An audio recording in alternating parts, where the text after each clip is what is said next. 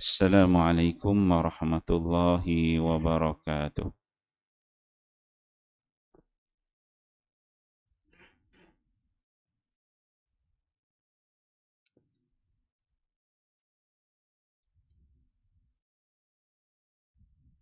Bab ikram muslimin, hak-hak seorang muslim. Hadis ke-109. An Huzai, rahimahullah qala, jaa Sa'dun radhiyallahu anhu fawaqafa ala babin Nabi sallallahu alaihi wasallam yasta'zinu faqama mustaqbila al-bab. Faqala lahu Nabi sallallahu alaihi wasallam, hakaza anka au hakaza, fa innamal istizanu minan nazari. Rawahu Abu Daud, bab fi al-istizan.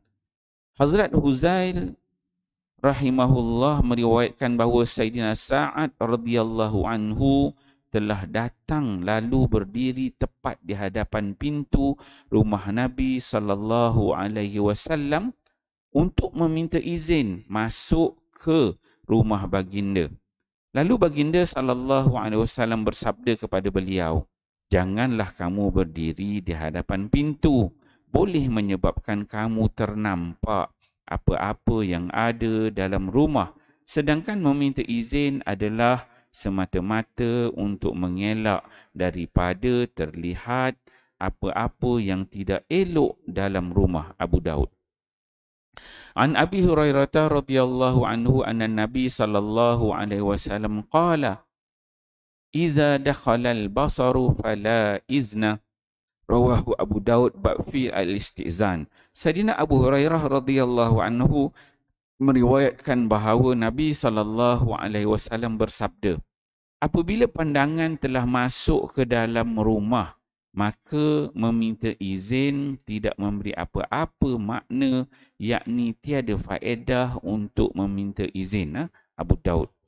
An Abdullah bin Bishr radhiyallahu anhu qala, sami'tu Rasulullah sallallahu alaihi wasallam yaqul, la ta'tul buyuta min abwabiha walakin i'tuha min jawanibiha fasta'zinu fa in azina lakum fadkhulu wa illa farji'u. Qala lahu hadis rawahu Abu Daud ghaira hadza, rawahu Tabrani min turuq wa rijalu hadza rijalus sahih ghaira Muhammad bin Abdurrahman bin Arq wa huwa thiqah majmu' az-zawaid. Sayyidina Abdullah bin Bishr radhiyallahu anhu berkata, beliau mendengar Rasulullah sallallahu alaihi wasallam bersabda, janganlah kamu berdiri di hadapan pintu rumah orang lain untuk meminta izin memasukinya, supaya kamu tidak terpandang apa-apa yang ada di dalam rumah. Sebaliknya, datangilah dari arah kanan atau kiri, lalu mintalah izin. Jika kamu diberi keizinan, maka masuklah, dan jika tidak, maka pulanglah. Tabrani Majmu' Az-Zawaid. Alhamdulillah, tuan-tuan mulia, pagi ini kita membaca 3 hadis Nabi sallallahu alaihi wasallam. Hadis di bawah tajuk ikram muslimin, hak-hak seorang muslim. Hak seorang muslim yang perlu kita tunaikan. Apa dia hadis yang ke-109 ni? An Huzail. Bila disebut An Huzail di sini, rahimahullah disebut. Rahimahullah. Dia kalau sahabat kita sebut radhiyallahu anhu. Radhiyallahu anhu seorang atau ramai radhiyallahu anhum. Ini kalau sahabat. Sebab apa sahabat kita sebut radhiyallahu anhum?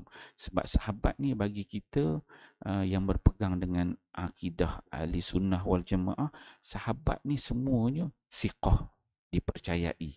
Dan radhiyallahu anhum, Allah meridai para sahabat. Maksudnya radhiyallahu anhum, itu label para sahabat, kita sebut radhiyallahu anhum. Tapi selain turun pada tabi'in, bawah-bawah tu, kita tak sebut radhiyallahu anhum, kita sebut rahimahullah. Semoga Allah menghormati dia, ataupun dia dari sudut bahasa dia kata Allah telah merahmati dia. Kalau sahabat dia radhiyallahu anhum, Allah Taala telah meredai, sebab mereka ni berada pada level sahabat. Tu kalau kadang-kadang kalau kita baca kitab ke baca buku ke, kita kena tengok kadang dia kan ada tanda bulat tu kan, radhiyallahu anhum ke. Kalau Nabi SAW kadang-kadang dia ada SAW kan. Tapi kalau sahabat ni kadang-kadang dia macam bunga-bunga tu kan, jadi kena tengok ni radhiyallahu anhum ke ataupun rahimahullah. Jadi kita boleh nampaklah kalau dia tu itu radhiyallahu anhum, maksudnya nama tu adalah sahabat. Kalau dia kata rahimahullah, maksudnya ini level bawah lagi. Jadi dalam hadis ni Huzail rahimahullah daripada Sa'ad radhiyallahu anhu. Jadi yang datang tu Sa'ad tu, itu sahabat Nabi. Huzail ni maksudnya dia dah tabi'in, level ke bawah.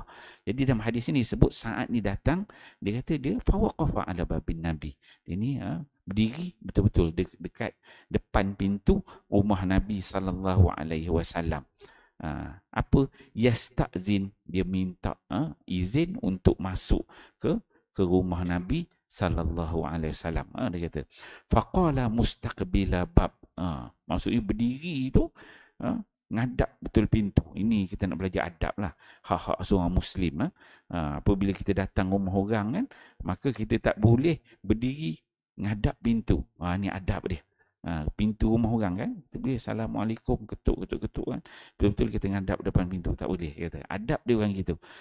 Kemudian faqala lahu Nabi sallallahu alaihi wasallam cakap kepada si Sa'ad ni, dia kata hakaza angka, dia kata kamu jangan duduk ngala betul-betul depan pintu, ngadap pintu. Hakaza angka atau hakaza, kau kena pusing ke kanan ataupun pusing ke kiri. Jangan tengok ke pintu ke dalam. Macam kita ada pintu, kita ketuk, kita jangan tengok ke pintu. Kita tengok ke arah kanan ataupun ke arah kiri. Badan kita tu memang kita pusing, bukan ngadap ke pintu. Ada ngadap ke kanan ataupun ngadap ke kiri. Jadi kalau orang tu buka rumah, mungkin suami ke isteri ke anak-anak, kalau dia buka, dia tak tengok muka orang yang datang tu. Dia akan tengok orang tu, dia tengah tengok ke kanan ataupun ke kiri. Sebab apa dia kata? Fa innama al-isti'zanu minan nazar. Dia kata Nabi SAW, meminta izin adalah semata-mata untuk mengelak daripada terlihat apa-apa yang tidak elok di dalam rumah. Dia bahaya bila kita ngadap rumah, tiba-tiba buka, semua benda kita boleh nampak. Orang terbuka aurat ke apa-apa dalam rumah tu kita nampak lah. Mungkin anak perempuan dia ke, ada benda yang tak sepatutnya kita tengok, kita nampak kan.